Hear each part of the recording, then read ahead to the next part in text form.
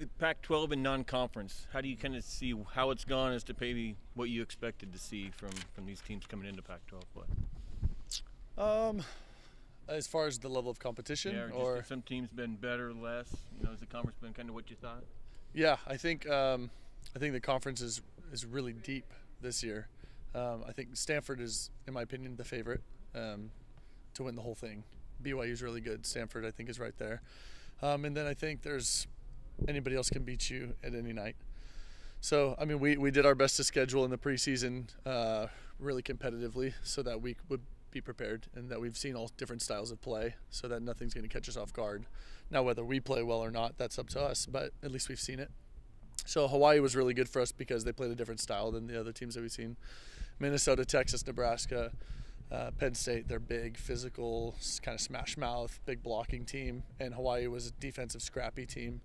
So that was nice to have those opportunities to play those two teams to kind of round out, I think, what we've seen. Were they good preparation for a couple of really defensively stout teams you're going to see this weekend? Yeah, well, I mean, I think Oregon State has been scrappy since I've been here, and they're no different this year. The libero's really good, and they really get after it on defense to keep a lot of plays alive, and they can frustrate you that way. So I thought that was really important for us to play Hawaii because the first night Hawaii's defense was okay. The second night it was fantastic, and so that was important for us.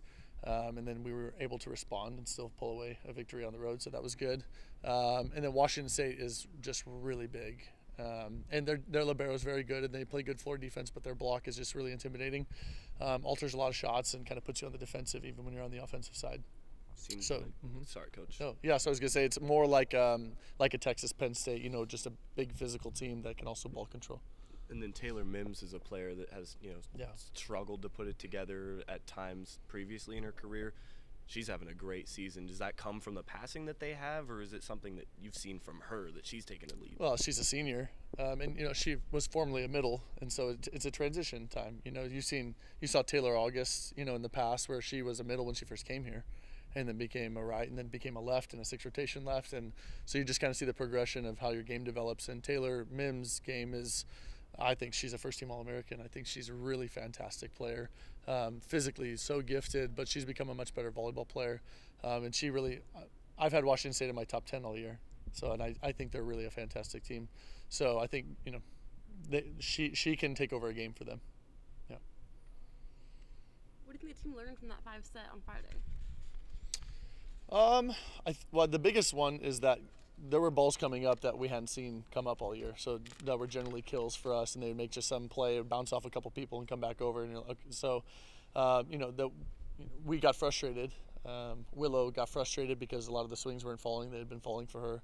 So I think for us, it's just about staying mentally tough and mature throughout the match, and just keep playing the game. All right, if they're taking this away, then what else do I have open, or what can we do a little bit differently?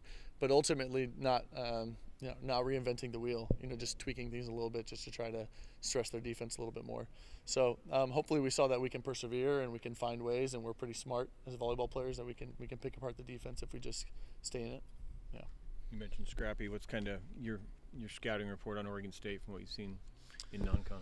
Yeah, I think they're really solid. They have their freshman setter, I think, is doing a really nice job for them, and that was important. They lost the setter from last year who transferred to Oklahoma, and so this player has been a big deal for them. They got a transfer outside who's doing a really nice job. I think they're pretty physical. I think they had 22 blocks against San Diego. I mean that's a really big number. So they're disciplined. They're really well coached. They play hard. They'll get after it. But I don't think they necessarily have a star. They're just a good team, and I think they play really well together, and they fight, and so they find themselves in every point. So we're gonna have we have 2 great fights on our hand this week. So happy to be home. No Mary Kate Marshall, you mentioned no star for that team, but a lot of different competent options. How do you think your team does compared to an Oregon State last year where they do have that star to now where they can really go anywhere with the ball? Yeah, I mean, I think that's one of the things that makes us really tough is that we can, any given night, it could be anybody on our team, that kind of steps up offensively for us. And I think that's the same way for Oregon State, just because they don't have to rely on that Mary Kate Marshall. for us, we have some big names, but it's not just the Ronica show or the Lindsay show. It could be the Willow show or Samit's #1 in the country in hitting percentage, or Taylor Borp and Lauren Page both had great nights this past week. So I mean, it really could be anyone for us, and I think that's what makes Oregon State dangerous is you don't necessarily know, oh, the ball's going to go out here because they're going to set Mary Kate. You know what I mean? So where it kind of can get predictable when you're playing a team like that. They're pretty balanced across the board, so it could go anywhere. So we just have to be ready to go.